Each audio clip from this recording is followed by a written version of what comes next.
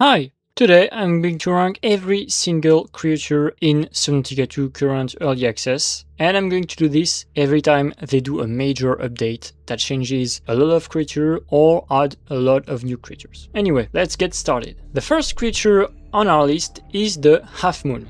Similar to the Peeper in the original game, Subnautica 1, the design is pretty cool, although not as memorable as the Peeper. Gameplay wise, it's just a regular fish. You can catch him and cook him, and that's pretty much it. It's not hard to catch at all, it doesn't do anything super fancy. Like if it sees you, it's gonna try to flee, but it's not fast at all, it's very easy to catch. They don't really have big lore right now, contrary to the Peeper in the original. So for me it's like a C tier. It's cool that they exist, but that's it.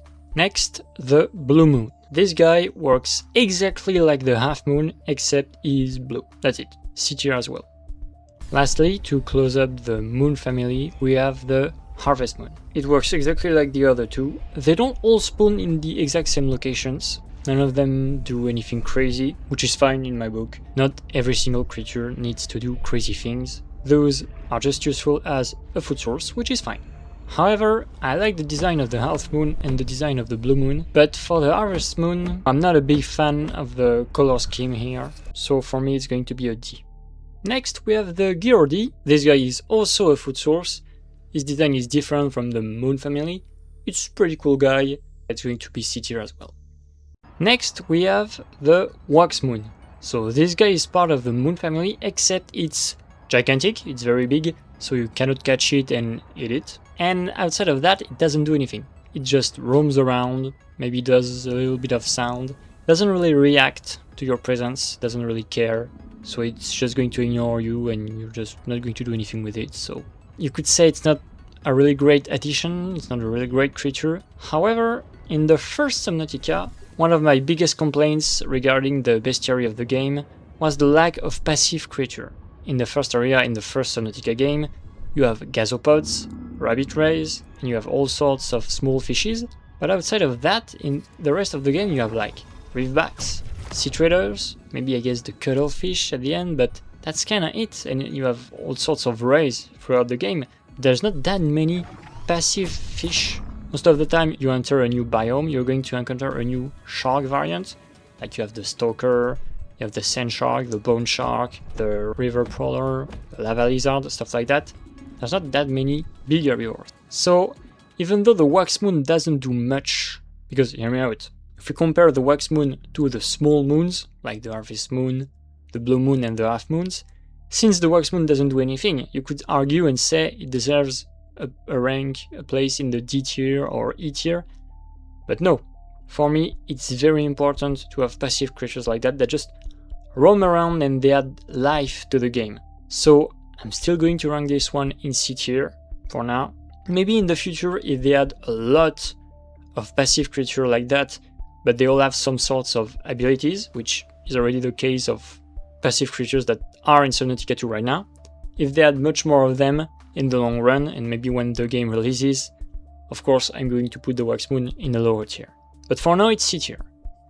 Next, we have the Nibbler Mango. This is the first hostile creature on this list. This little guy isn't much, honestly. He can bite you, follow you around to try and eat you, and that's pretty much it. Sometimes you'll come across several of them at the same time. They're not very threatening. Like in the first game, the first hostile creature was the Stalker. Could bite you pretty hard, like 30 points of damage, which is pretty hard for the first enemy in the game. Here, they don't do that much damage, even if there are several of them, so it's not that big of a deal. It just does the job, you know? Like when you're around them, you're not going to be easy because you know they can attack you, and that's kinda it. At the same time, it's not meant to be a big threat, just a small hindrance, somewhere between the Stalker and the Biter of the first game. Now, I give them bonus points because in the first game, Stalkers always stays on the same spot, you know, near the Cap Forest. Here, they can swim pretty far away from the first spot you may find them. And in general, creatures in Subnautica 2 are much more advanced and developed in terms of AI than the creatures in the first game, which is cool, although logical. The first game came out in 2018. Anyway, for now I'm giving the Nibbler Mango a B, but same as the Waxmoon. In the future, if they add more and more creatures that do a similar job as this guy, but better or with more complex abilities, is going to go down in rank. For now, it's a B. Next, the water slugs. Those little creatures are amazing. They're very simple, they never move, they're always on the same spot, you can pick them up very easily, nothing is easier than that, and they give you water. And in Subnautica games, water is always a problem. In the first game, in Below Zero, and in Subnautica 2, you're always dying of thirst. Thanks to the water slugs in Subnautica 2, it's super easy to not die of thirst. Of course, in all three games, you have a lot of wreckage with hidden water bottles, but even if you don't find them, even if you don't explore too much, thanks to the water slugs, it's easy to not die of thirst in this game. And it's great because thirst was always a pain in the ass in those games. Additionally, I find this creature design pretty cool and it feels alien. You know, sometimes you can find a creature design cool, but it doesn't feel alien, or the opposite, it feels alien, but it doesn't look good. Here, I think it's both alien and it looks good. You can also find this creature in regions that are infested with bloom, and you can use your survival multi-tool to free them from the bloom, and they give you oxygen. That's pretty cool as well. Overall, one of the simplest creatures in the game, honestly. It doesn't move, it doesn't do anything, it's just there, but then you catch it, and you can just drink thanks to it. It does a really good job at what it does, so I'm gonna give it a B. I'm not putting it higher because it's not super amazing, unlike some other creatures in the game. B is already pretty generous, I think. Now we're going to talk about a creature I absolutely love. It's the Periscopic clown crab. So this guy is a little goober that walks here and there. Most of the time he is not alone, he always has some friends nearby, and even if it doesn't do much, it's just a super cute creature. I'm pretty sure most of the players of Subnautica 2 have come across this little guy and they thought, wow, this guy looks super cute, it looks amazing.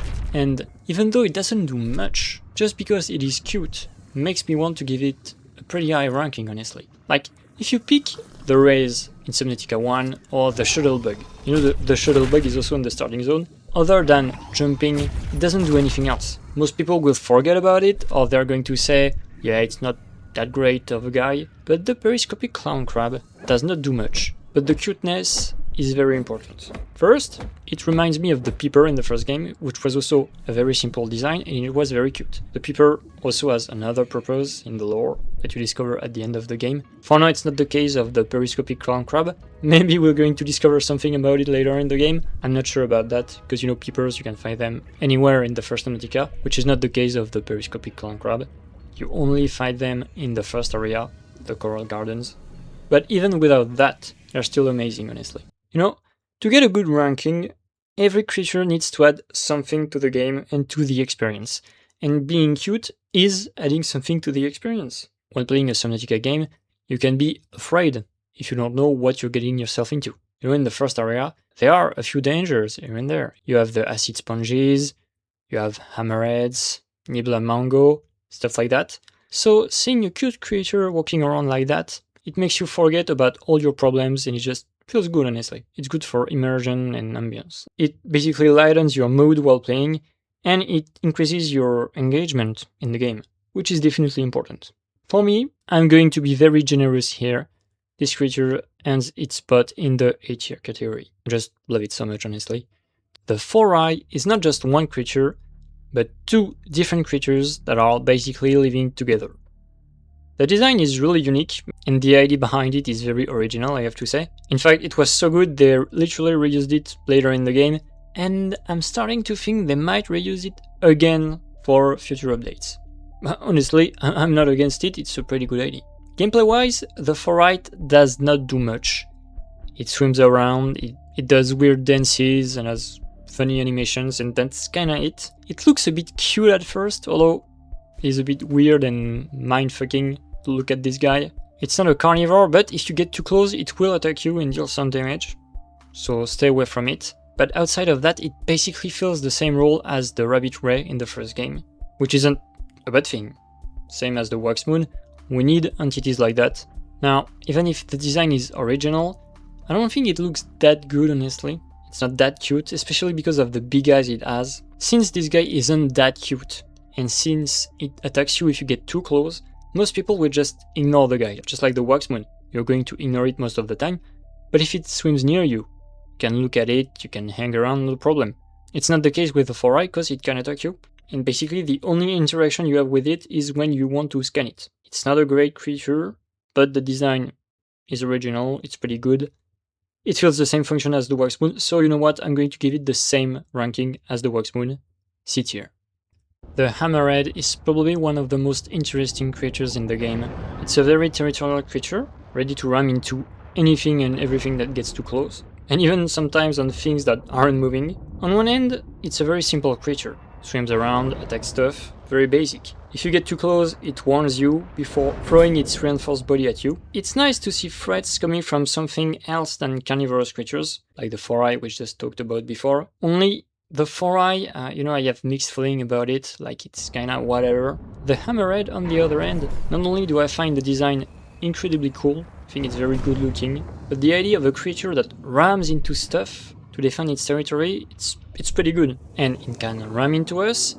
If we get our tadpole too close to it, it will ram into our tadpole. Even if the tadpole isn't moving, it can ram into it. They will ram into each other, like if there are two hammerheads nearby, they will ram into each other. It can ram into dead crabs and even into living coral crabs, which I think is just incredibly cool. This really makes the game feel alive, Like the first game, Subnautica 1, it already felt alive, but you didn't have that many interactions between creatures. Like, we know that in the first game, sea dragon leviathans, sometimes they swim to the surface to hunt reaper leviathans, But we never see that in game. Here, if they had a similar functionality, I think they might add it so we can see it. It's not just the player interacting with the environment, The environment is also interacting with us and with itself. And the fact that you can think creatures can interact with each other even if the player character isn't present physically, I think that's really cool, honestly. This also means you could spend hours watching creatures live their life and interact with each other without ever interrupting them. Outside of the Hammerhead, there isn't that much interactions right now in the game. They are the main ones, having interactions with other creatures. It's already pretty good, but I hope they add even more of that later in the future. As for the Hammerhead, seeing him ram into all sorts of things really help make the creature feel good, And when I say good, I mean it feels better than most other creatures. Not only does it look good, the design behind it is pretty original. We didn't see that before in Subnautica games. And the fact it can ram into your tadpole and even into living or dead coral crabs. For me, all of that, all those small things, they add up, and it just makes the Hammerhead a goated creature in my opinion. Maybe I'm a bit biased, I don't know, I just like it a lot, and I'm going to put it in S tier. I think this creature is perfect at doing what it does. Do you agree with that? Don't hesitate to tell me your opinion in the comments, I'm interested in hearing it. Let's hop on to the next creature, the Sandspear. This guy lives in caves and is a pretty rare encounter. When you do meet him, he'll latch onto you if you get too close to his hiding spot. The fact he disguises himself beneath the sand is cool, and it reminds me of real-life Soul. You can spot him pretty easily, however, he has a little light sticking out of the sand, and even if it's pretty small, the light, you see it almost immediately, it catches your eye. Most people will get close once to see what it is, which I also did on my first playthrough. Then you'll get attacked once, and you will be locked into an animation, and then you will never get caught again. Once you are aware of the existence of that creature, you're going to be much more careful. The problem is that, since that creature is very rare, you don't really need to be careful after that. Because unless you come back to the same cave again, you're not going to meet other creatures of that species. I know that there are not just one Sandspear in the game, but there's just so few of them, honestly. So not only is the creature rare, if you're aware of its existence, you're going to be careful not to get too close to it, so you won't see much of it. Of course, that is unless you want to bioscan it later in the game. So I guess you will interact with it twice instead of once, just like the Foureye. Outside of that, the design, animations and mechanics are good. It's fine, The fact it locks you in an animation when it attacks you, well, it makes it more memorable, I guess. Although I'm not a big fan of that, of being locked into animation. Like, it worked in the first game for the Reaper when it attacks your Seamoth, it worked for the crabs, in the Jelly Shroom Cave.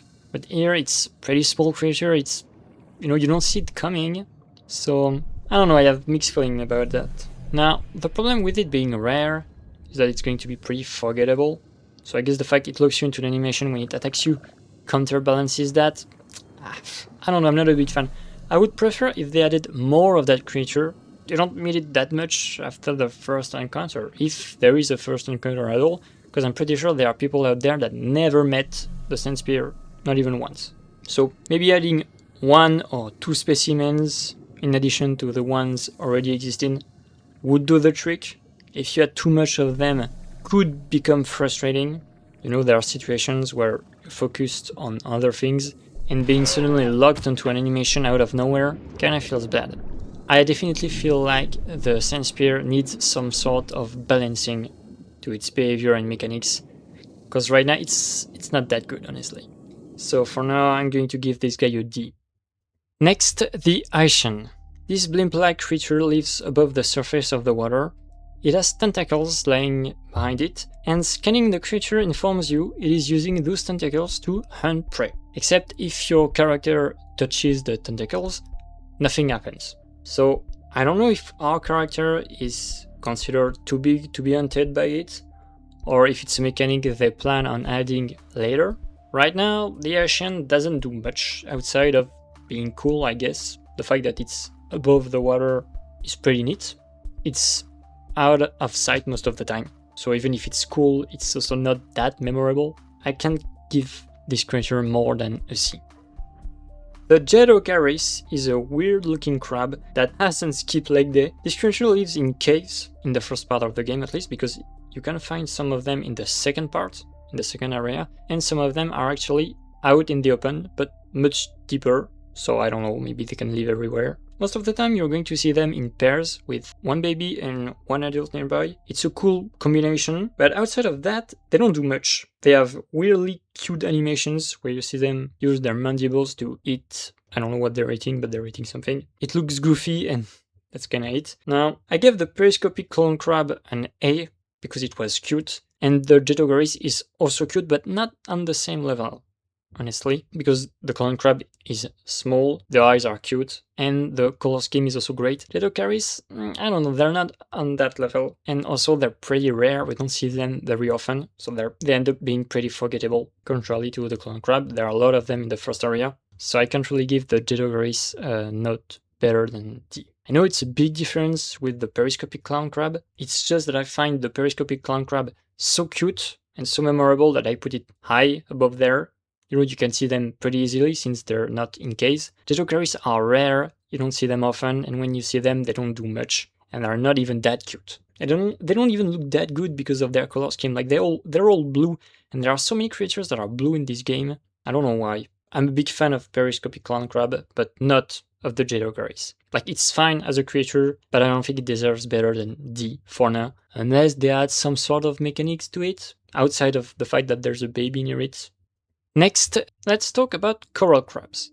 There are a lot of crabs in this game, and this one is both the best and the biggest crab we have for now. At first, they camouflage as big rocks laying on the seafloor until you get too close. That's when they reveal themselves. Coral crabs are not aggressive at all, they are just big crabs that serve as visual storytelling. On one end, you see them hide to protect themselves from harm. Then you can see creatures like the Hammerhead ram into them and wake them up. Then you get to see several of them roam around to feed, I guess. And then you reach the thermal caves and you find plenty of dead coral crabs everywhere. This creature is sort of the opposite of the Jetocaris. The Jetocaris is small, it's rare, it's hiding in caves. The coral crab, however, it's big, it's out in the open, it's hiding at first, then it reveals himself. The design is pretty simple, there are a lot of them, and they don't just do nothing. First, they help us understand how the first area of the game works. In fact, I think the coral crab is the most important creature of the first section. Like, they are literally corals growing on their back, you know, similar to the reefback in the first game. Additionally, if you find dead coral crabs that don't have the meat part of them, you know, just like the shell, if you go inside, you can find a lot of quartz. So even though they're dead, it's technically not a coral crab anymore, I still give them bonus points for that, because it's part of the lore, you know, it's part of the story of the first area. Sometimes they can also poop, and you can get feces from the coral crabs, so they do something, contrarily to the Jetocaris. And it's very similar to the sea traders in the first game, when you think about it. Only those guys, they don't really dig ores out of the ground. But hey, you can give too much to one species, because then all the other species are not going to do much in comparison, you know. This creature is really great in lore, in design, in gameplay. It has a lot of different mechanics and story behind it, and it's one of the best creatures in Subnautica 2 for now. So I'm giving it an S, as I think every aspect of this creature is just great. You are being hunted.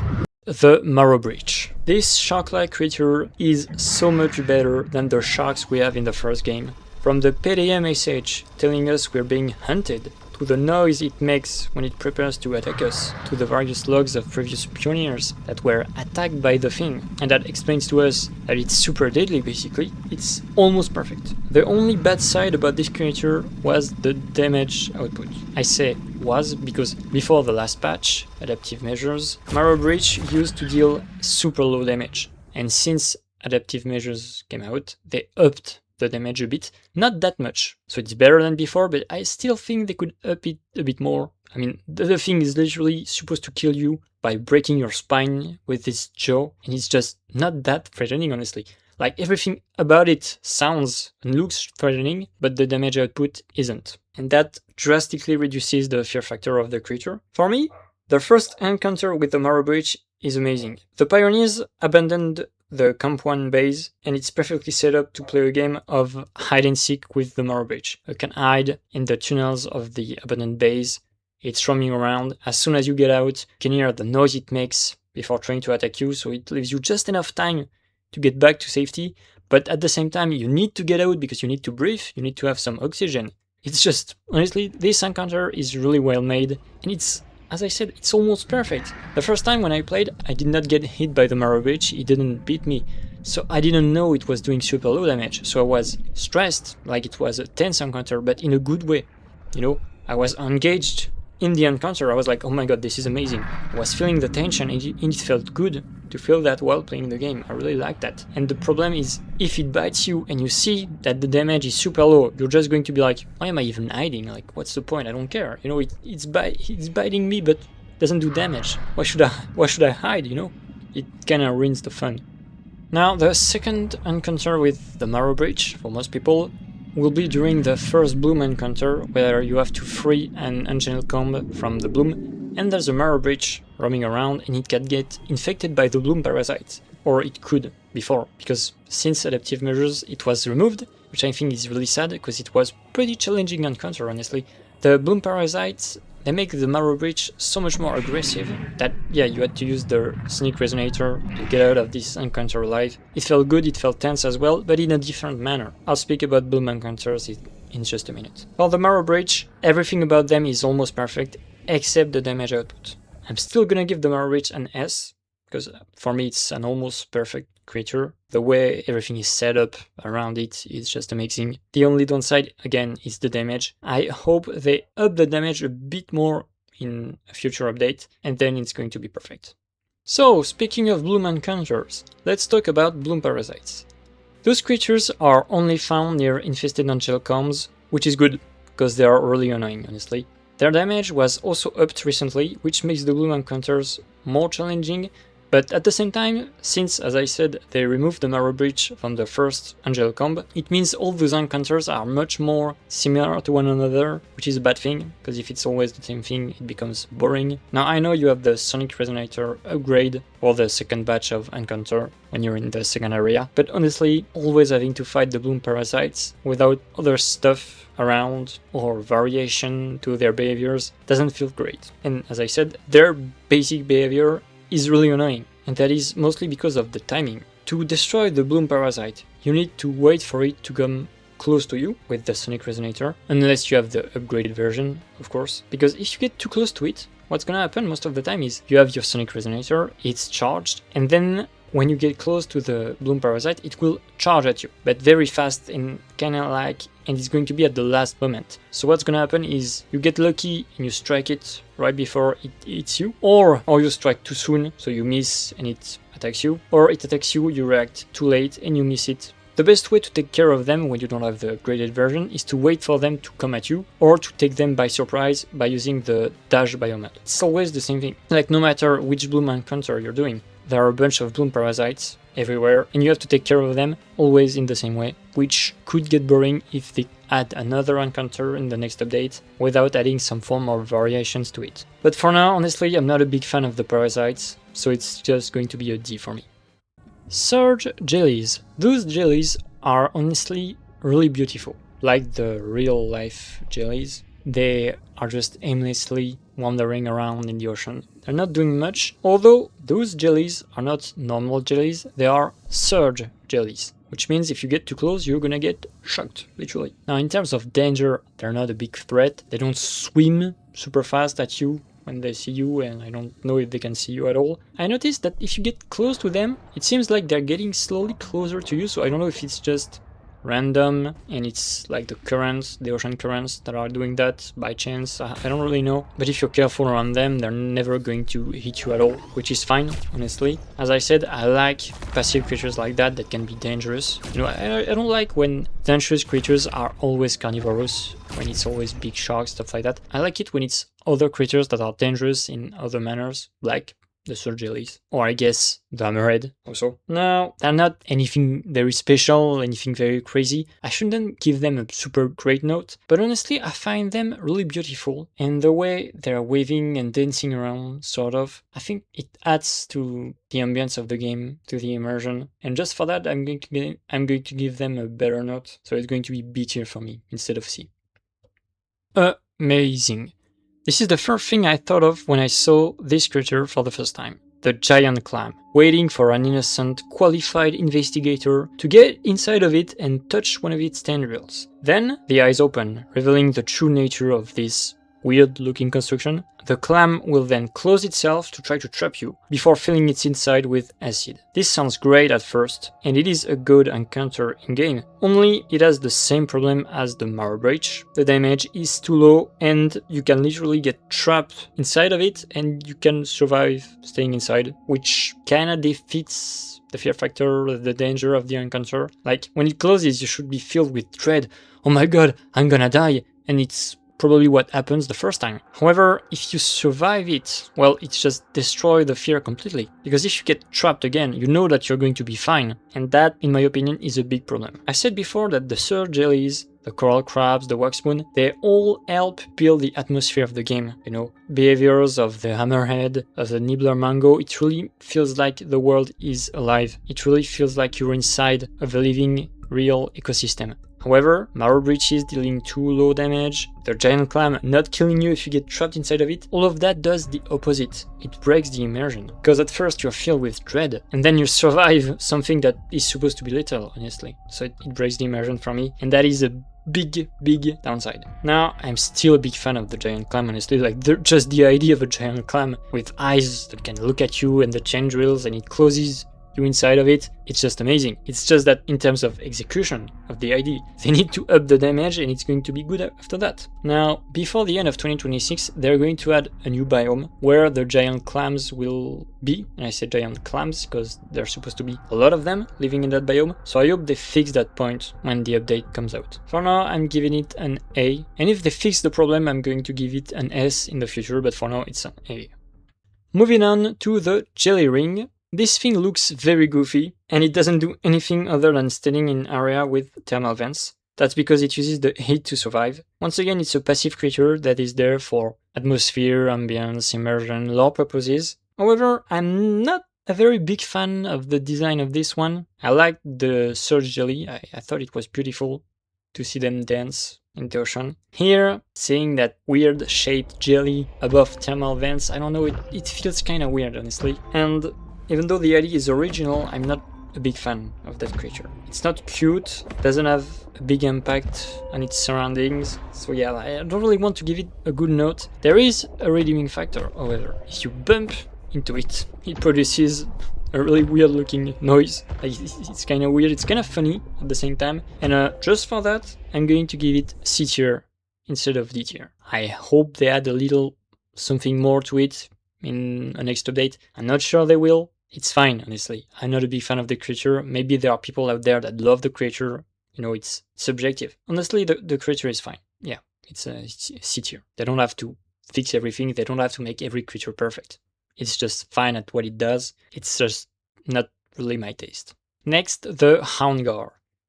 This is probably one of my least favorite creature in the entire game. It's a squid-like creature, a small squid-like creature, that will help nearby Marrowbreaches to attack you. Basically, it's going to do something similar to the Mesmer in the first game, but instead of just hypnotizing you, it's going to mark you, and so Marrowbreaches, which are supposed to have bad vision, are going to see you, or more like they will smell or detect you from very far away. Like literally, if you see a Houndgar looking at you like the Mesmer in Subnautica 1, a Marrowbreach will come out of nowhere to attack you, which is kinda crazy when it happens in game and you're like, what's happening? And suddenly you see the Marrowbreach coming out of nowhere and it's swimming straight at you. Now, on one end, it's weird and I guess it can be terrifying sometimes, but it also gives you enough time to get your Sonic Resonator out, to blast the Marrowbreach. And as I said, it's one of my least favorite creature for several reasons. The first is that the Marrowbreach is a really great creature. I said I gave it an S tier, and its weakness is the damage. The Houndgar doesn't fix that weakness of the Marrowbreach. The Marrowbreach may detect you from farther away, but if it bites you, it's still not going to do a lot of damage. And honestly, the Marrowbreach in itself is perfectly able to hunt you down,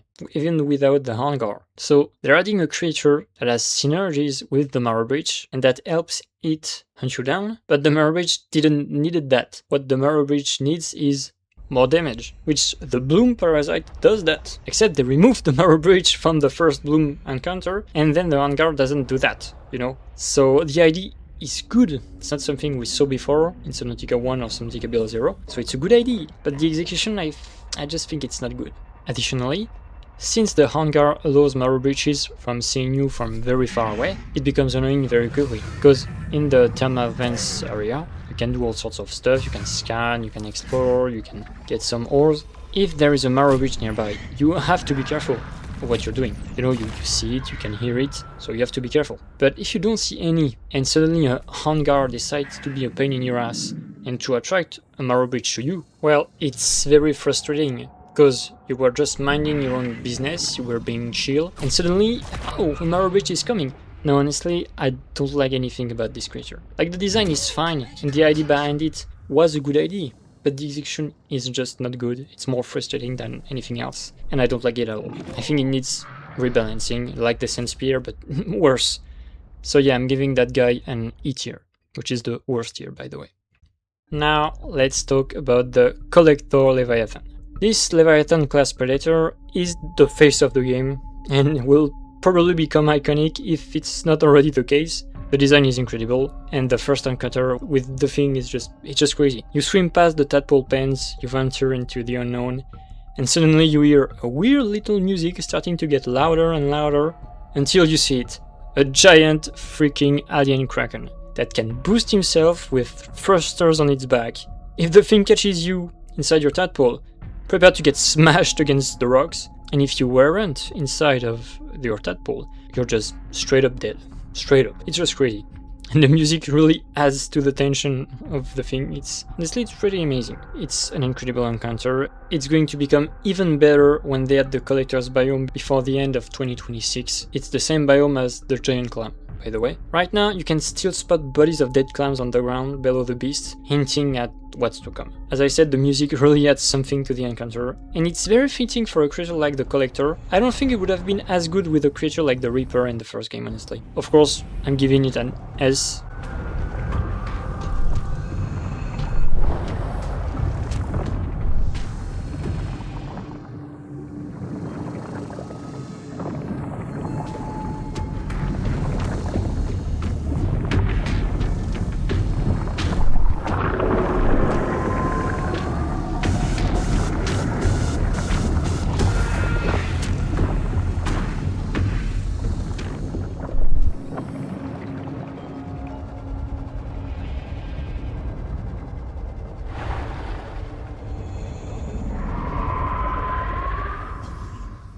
Once you get past the Collector, you reach the second area of the early access, which is the Protected Zone. Here you can meet several new species, as well as new food sources. One of them is the Pneuma. It's a food source, but the design and the noises it makes really makes it feel very unique. Like it's kind of a weird creature when you hear it swim away. It's not really cute, it's more goofy than cute, So yeah, it's just a fine creature. I'm giving it a C.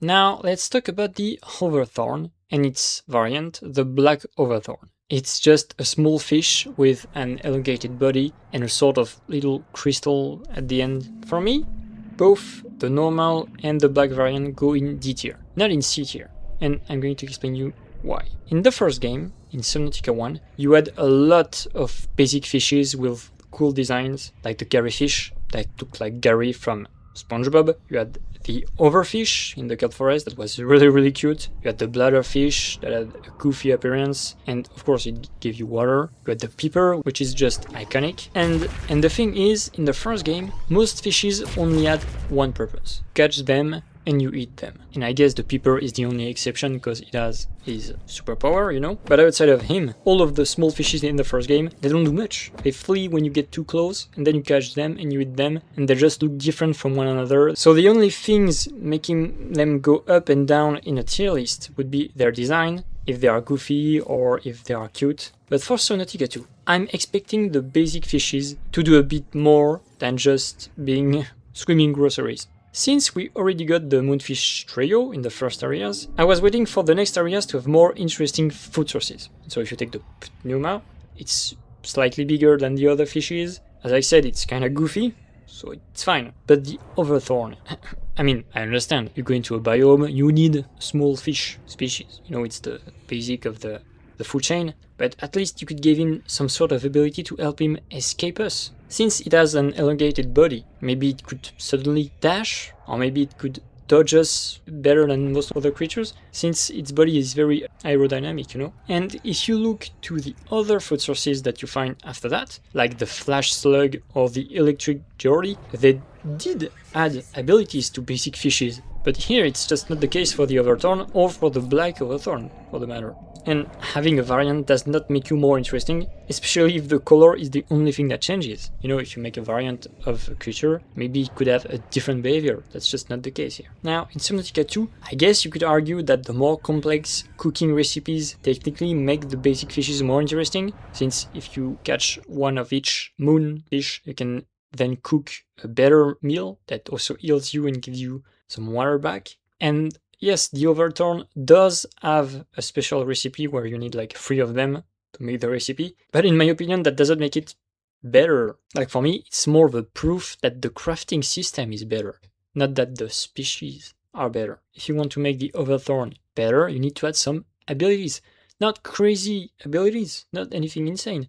Small abilities. But for example, making it travel through the speed ring to try to escape us, or giving him super high speed to make it truly hard to catch. Or maybe it becomes invisible if you get too close to it, I don't know. There are plenty of possibilities to make a creature more interesting, even if it's a small fish. For now, it's gonna be D tier for both he and its black variant. I also thought about another thing you could do.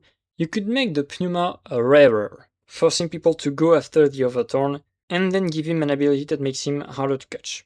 That would make it more memorable, and if a creature is more memorable, that means it's better. Now, of course, you could argue that some creatures are more memorable because they are frustrating. Yes, but I'm not saying they should make the creature frustrating. You can make a creature more memorable while not making it frustrating, of course. Right now, getting food and water is not hard at all. It's just annoying because we often need to eat and drink. And I think making the small fishes, the basic fishes, more interesting could be a good thing to do. Probably the most alien looking creature in Subnautica 2 is the Cerathecan. This guy is the natural predator of the Pneuma, as well as the Hoverthorn, in the protected zone. There are a bunch of them everywhere, not just in the starting parts of the protected zone.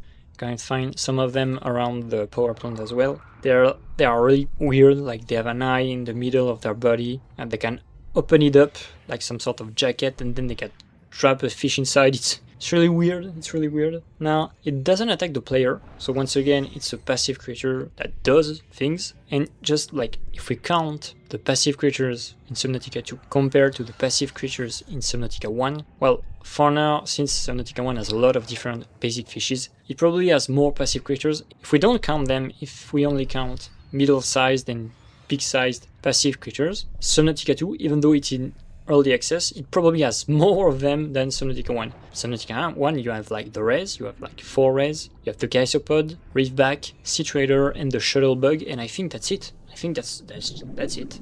Like 8 creatures. Subnautica 2, we have the Coral Crabs, the Periscopic Clown Crab, the Jetocaris, the Hammerhead, we have the Surge Jelly, the Ring Jelly. Now we have the Cerathecan, it's already 7, and I didn't even cover all of the creatures yet, so there are still more after that. It's just early access, so I just want to say, for me, Subnautica 2 is looking to be better than Subnautica 1 in a lot of different spots, and this is one of them, and it's really great. Now, to come back to the Cerathecan, gameplay-wise, you're not going to interact with it at all. Like, I guess you can watch it attack the fishes around it, kinda like the Hammerhead. Even if you're not here, it's going to do stuff with its environment, which is cool for the atmosphere of the game. As I said before, it probably has the most alien design in Subnautica 2. Maybe not as much as the crab squid in the first game, but it's almost on par. Now, this creature isn't super crazy, it's not insanely cool like the coral crab or the Hammerhead in the first area, but it definitely helps make the ambience of the second area feels better. And it's also a predator, contrary to the coral crab or the Hammerhead. It's passive to us, but it's technically carnivorous, so there's also that. In the first game, every time there's the carnivorous species, it's going to attack us. The only species that don't attack us are not carnivorous at all, and it's cool to see things like that. In real life, you can come across sharks in the ocean, they're not going to attack you. Not all of them, like I guess the tiger shark will attack you, but if it's a small shark, it's going to ignore you, you know? Or if you pick an orca, orcas are carnivorous, they eat basically anything except humans. So it's cool that they had creatures like that are carnivorous, and they attack other species, but not us, because we're just too big, I guess. So yeah, it's not exceptional, but it's good, it's fine, it's a good creature, so I'm giving it B tier. Now let's talk about the Bullethead. It's a pretty small creature, at least on first sight. It's hiding amongst the rocks, it's ready to skewer you if you get too close, and honestly, the concept for this creature is, well, it's pretty original, you know? It doesn't really act like a boomerang, but basically it charges you several times, and then it goes back to the rocks, ready for something else to come close. It's basically an evolved version of the Sandspear, in a way. Sandspear was on the ground, under the sand, in caves. Here it's out in the open, on rocks, so you have to be careful about your surroundings. The thing about the Sandspear is that it's hiding underground and you see the light coming out. Here, since you're in the protected zone, it's much wider because you're out in the open and it's much deeper, so you have like 200 meters of depths at first and then it goes all the way to 500 or almost. And those guys are a bit everywhere in the protected zone. Since their bodies are red and very bright, you can see them pretty easily. However, it's also easy to forget about them and then suddenly you can get attacked by them. And there are a lot of them, so as I said for the Sandspear, it could become frustrating to have too many enemies like that. The thing about the Bullethead is that even if it sees you and starts attacking you, it doesn't lock you in an animation. So even if you fail to notice them, to be careful about your surroundings, you can still dodge all of the attacks that it throws at you. And that is really good.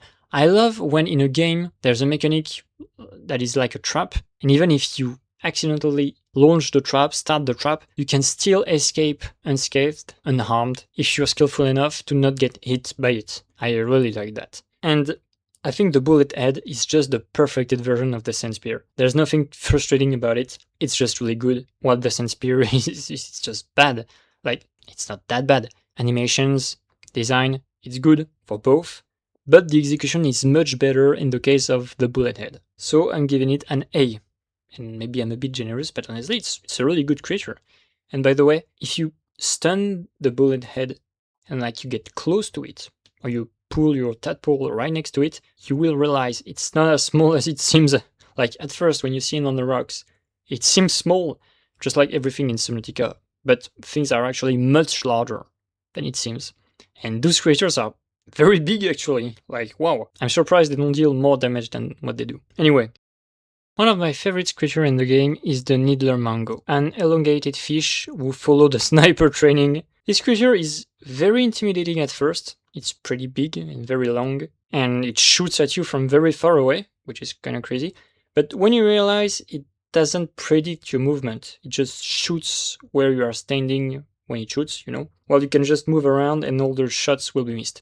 The real danger is when you have your tadpole nearby, and it starts aiming at your tadpole, when you're not inside of it, so sometimes you go do something else, and when you come back, your tadpole is missing a ton of health, and you can potentially lose your tadpole because of that. So it's not an easy to avoid enemy, because, well, their range is enormous, there are a good bunch of them around. You have the Nibbler, and I guess it's their nest, their nidification site, I don't really know, but there's a whole bunch of Nibbler Mangos, which is like not as soon as you enter the protected zone, it's a bit after that, right before you reach the thermal plant, the power plant. On their own, they are not that threatening, but as I said, you cannot stop moving when one of them is nearby. And you can also not afford to let your tadpole on its own, unless you try to hide it behind some rocks, I guess. Honestly, I really like this enemy, the design is great, the fact it shoots at you underwater is super cool, like it's spitting some sort of metal spears. You have some logs about Ruby. Ruby's one of the pioneers. She's supposed to drive tadpoles. You have one log where she gets shot down, literally, by a Nibbler. And I think it's cool to have logs about previous pioneers dying and explaining to us that this thing is dangerous. We had that with the Marrowbreach, and now we have that with the Nibbler, and that's kinda it for now, honestly. In the next big update, when they release the Collector's biome, I hope they had logs about pioneers getting caught and eaten by the collector. I think we can have some cool logs about that. Anyway, for the Nibbler, it's a good enemy. I like it. It's not the best for me, but it's really good. So I'm gonna give it an A. And if I had to fix something about them, is that I don't think we see them for very long. You just need enameled glass, and I guess you also need the death module for your tadpole, and then that's it. So it's kind of sad we don't see them a bit more, because I think they were interesting. Now let's talk about the Flash Slug. So the water slug that you find almost everywhere in the world, it doesn't move, it looks kind of goofy, kind of alien, gives you access to a lot of water, it's a really good creature, and I ranked it in B tier. Now you meet its evolution, its evolved form, if it was a Pokemon, the Flash Slug. This thing swims around, first of all, it's a huge source of water, because the water slug, you can turn it into a water bottle that gives you plus 40, this thing will give you 55, so it's better than the water slug. However, as I said, it swims around, it's not very fast, you can catch it pretty easily, but if you take too much time, it will blind you, which isn't that big of a problem. It's cool that they're giving basic fishes, small fishes, abilities like that. We'll talk about the electric Geordie right after.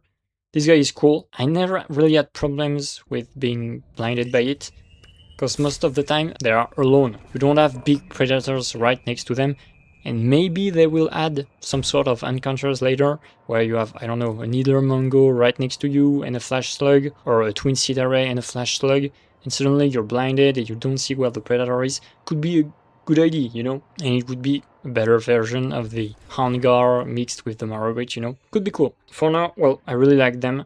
They give more water, they have an ability. For a basic fish, it's everything that I want. So yeah, I'm giving them an A tier ranking. Oh boy, it's time to yap. The twin Sitarray. Oh my god. Those creatures are the bane of my existence. I said the Houndgar was one of my least favorite creatures in Subnautica 2. Well, the twin Sitarray is, or I guess are, my least favorite creature in the game. They are always somewhat close to you when you want to explore around the final parts of the second area. You know, near the Axiom ruins. They can bite, they can shock you, and they harass you non-stop, all the time. And this makes them really frustrating. Now, if their only ability was to bite you like the Marrowbreach, I guess it would be fine. But there are a lot of them throughout the area, and as I said, they come back quite often to attack you and even attack your tadpole. But what makes them really annoying is also the shock attack. You see them starting to charge electricity, and suddenly they release it in a big radius around them, and it deals prolonged damage if you stay in this radius for too long. And there's a big problem with that. The problem is that you have to react fast to get out of the radius of the attack to not get damaged, and that means you need to be moving constantly, basically. So it was the case with the Nibblers, but the Nibblers, you have a lot of them in the same spot, and if you get far enough away, you're fine. Twin Sitarrays, they are basically everywhere. From when you reach the first Axiom ruins to the mining area at the end with the Epicureans and the Tongue Thieves, they're everywhere. And if you stop at one point, I don't know, want to read a databank entry, want to look at what's in your inventory, suddenly they could attack you, so if they bite, it's not that bad. But if they charge the electricity attack, you have to stop what you're doing and get away. If they do that like just one time, okay, but they can do that a lot. And that was kinda the problem with the Houndgar. I said the Houndgar was annoying because you could be fine doing whatever, and suddenly a Houndgar will mark you and a Marrowbreach will come out and nowhere to attack you. Here, the Twin Sitarray, it's on its own. It's a pain in the ass on its own. Even if you're in your tadpole, you can still do the electricity attack. It's just such an annoying enemy. And if it wasn't harassing you as much, and if there weren't as many as they are, it wouldn't be that big of a deal. But there are a lot of them, and they always come back to you to bite your ass. It's so annoying, it's so frustrating. And if you take the Marrowbreach, okay? It's a fine enemy, you have multiple ways to escape it. You can use the Sonic Resonator, you can use flares, you can dash, can drive away in your tadpole, but for the Sitarray, since you're in a much deeper area, the creature can come from a lot of different angles. You don't always see it coming. The Marrowbreach has very vibrant colors on its body. The Twin Sitarray is blue, so you don't see it that much, honestly. They also don't do as much noise as the Marrowbreach. The Marrowbreach they do a lot of noises, you know? And they have their super annoying attack. Basically, those two creatures are polar opposites. Well, they do the same thing, but in very different manners. The Marrowbreach, you see it very clearly, you can hear it. It has one way of attacking you, and that's it. The Twin Sitarray, you don't see it very well. It can attack you from a lot of different angles. It keeps harassing you. It has different attacks to attack you. And there are a lot of them almost everywhere in the second part. Yeah, honestly, it's a bit too much. As I said, Marrowbreach is almost a perfect enemy for me. They just need to up the damage. For the Twin Sitarray, they need to do more than just change the damage. They need to change the behavior to make it balanced. Because right now, it's just a frustrating creature. I don't like it at all, honestly. And whenever I see a Twin Sitarray while playing Subnautica 2, I'm like, oh, no, not this guy. I hate him. I just hate him, honestly. I don't like it. E tier for me, and there's no F tier, but if there was, probably would be in there. But yeah, it's bottom tier with the Houndgar. I don't like those creatures at all. And I hope they get changed. Not drastically, can keep the basics. Just make it not harass you as much, or don't make it appear as often as they do appear on the map. You know, if you have like 10, 11 specimens, reduce it to 8, 7 specimens, and maybe that's fine. Right now, it's just too frustrating and too annoying. The electric Geordie serves the same purpose as the lava in the first game. In the lava zone, it will latch onto your tadpole and it will start draining its energy. Only there are some very big difference between both. First, the lava, to get it off, you just eat it with your knife. The electric Geordie, you can grab it. It's like a regular fish, you can grab it and you can then cook it to eat it. If you do so, you will take a small discharge, you will take some damage, so you can use your multi-tool or the Sonic Resonator to stun it. Overall, I think it's a very balanced creature. I don't know if a lot of you played Subnautica 1 and remember what the lavas were like, but basically in the lava zone, most people would go there with their Cyclops or with a prawn suit. Going in there and having lavas attaching themselves to your vehicle all the time was very annoying, and you couldn't pick them up. You had to go out and smash them with your knife. Here, there are quite a few of them here and there. Can also be annoying at times when they latch onto your tadpole. When you can just get them out very easily, like you get out of the tadpole, turn around, you grab them, it's over.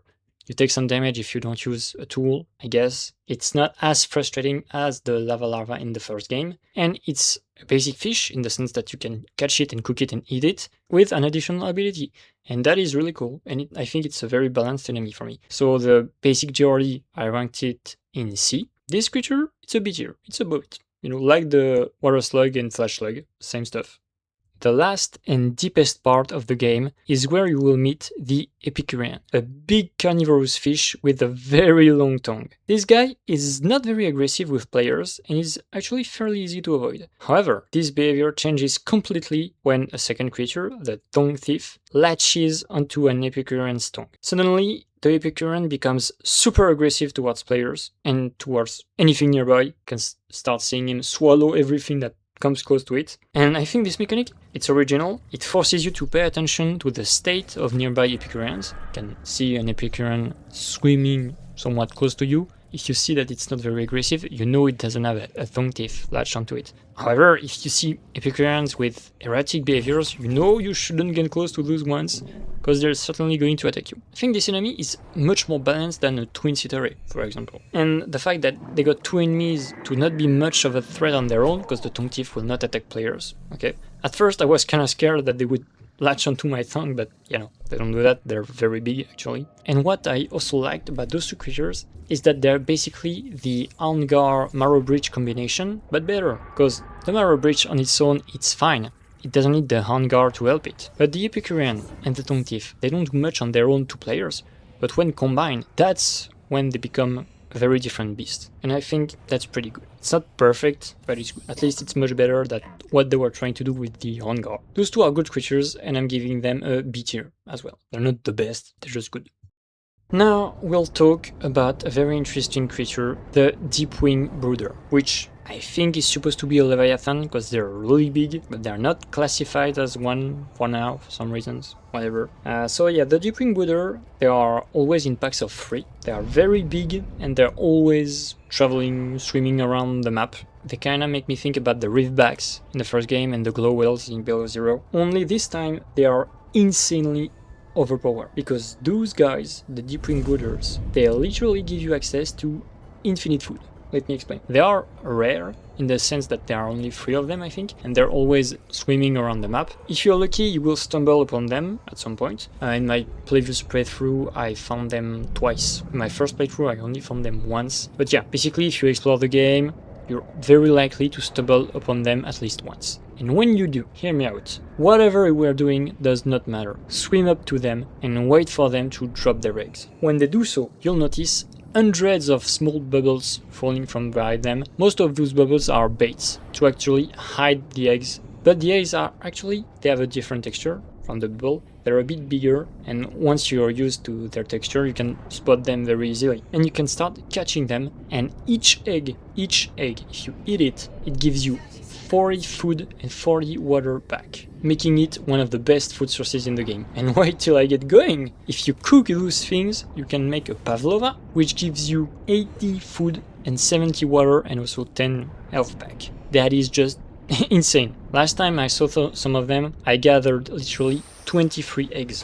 That's potentially 23 pavlova, so I can put myself back to full food, full water, and a tiny bit of health 23 times. This is just stupid, honestly.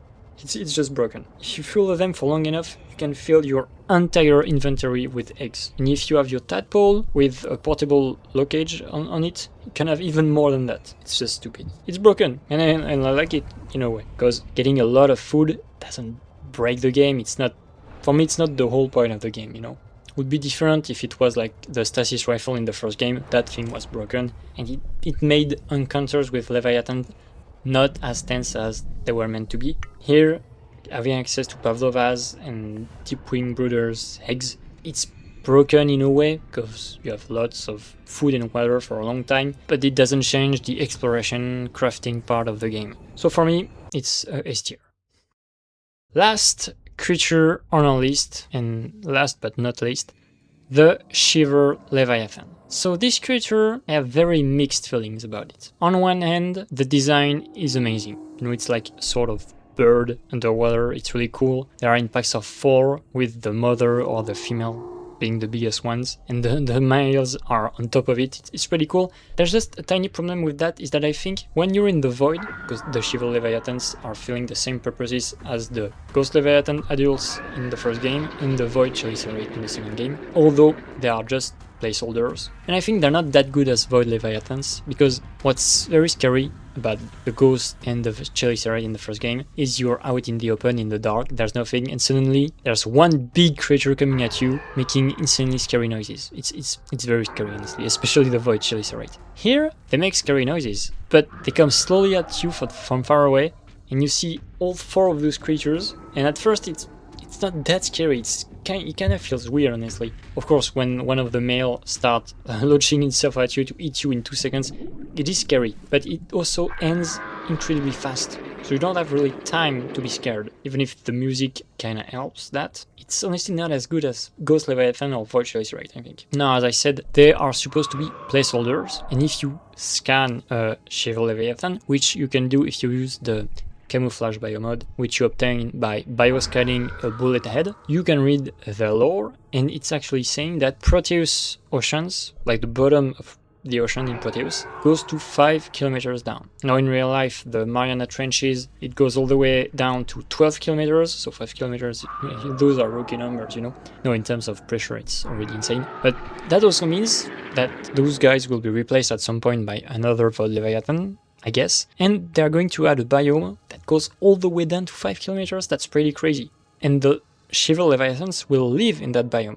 Can you imagine that? Like in the first game, the deepest we could go, I think it was 1.8 kilometers. And imagine here, can go to 5 kilometers down, that's crazy. Just thinking about it, it's hyping me up, you know? And imagining being 5 kilometers down, having to dodge Shiver Leviathans, not getting caught and eaten in one bite, that's gonna be crazy, that's gonna be really cool, I think. For now, however, as Void Leviathans, I don't like them that much, and their behavior is also kinda weird, especially if you use the camouflage biomod, because to record the footage of them, I used this biomod because the problem is that if you go into the void without that biomod, you die in 2 seconds. You don't have time to get proper footage, to see them properly, or to scan them at all. Now if you use the biomod, camouflage biomod, well, it's kinda weird, because they come at you, and suddenly they swim away, and suddenly they come back if you move a bit, and if one of the male goes away from the female for too long, it suddenly despawns out of nowhere, it's really weird. I'm not really convinced, you know, them being Void Leviathans, I know it's a placeholder, but yeah, I don't really like it. So for now, I'm not going to give them a good ranking. I know they're going to be relocated at some point, and I hope they will be. They're probably going to be S tier when they do, because, again, 5 kilometers down, and you have those things swimming around, that's going to be crazy. Yeah, for now, I don't see myself giving them a better note than D, honestly. Yeah, like, for now, if we take them as they are right now, they look cool, and that's it. I'm not a big fan of the rest. So yeah, it's a D tier for me. So here we go. I'm done with the list. You can see it right now on screen. We have the Houndgar and the Twin Sitarray in the E, for bad. I think they're not good creatures, honestly. In D, we have the Shiver Leviathan, the Jetocaris, the Harvestmoon, the Hoverthorn and Black Hoverthorn, the Sandspear, and the Bloom Parasite. Then we reach C tier, which is the tier for okay creatures, like they're fine, but that's it. We have the Jelly Ring, the Pneuma, the Waxmoon, the Halfmoon, the Bluemoon, the Geordie, the Foureye, and the Hycean. Then the B tier, with the Epicurean, the Tongue-Thief, the Electric Geordie, the Cerathecan, the Nibbler Mango, the Surge Jelly, and the Water Slug. In the A tier, for very good, we have the Giant Clam, the Nibbler Mango, the Flash Slug, the Bullethead, and the Periscopic Clown Crab. And in S tier, which are the best creatures in the game right now, we have the Collector Leviathan, the Marrowbreach, the Deepwing Brooder, the Hammerhead, and the Coral Crab. Thank you for watching my video. Don't hesitate to leave your thoughts in the comments. If you disagree with one of my takes, or if you agree and you want to add something, do it. I'll try to respond to it, because that interests me. I enjoy doing those lists, thinking about what is good, why it is good, or why it is not good, and discussing about it with people that agree or disagree. It's always interesting for me. So if you have a positive or negative comment about the video, leave it down there in the comments. It always interests me. Thank you for watching, and I'll see you around. Bye!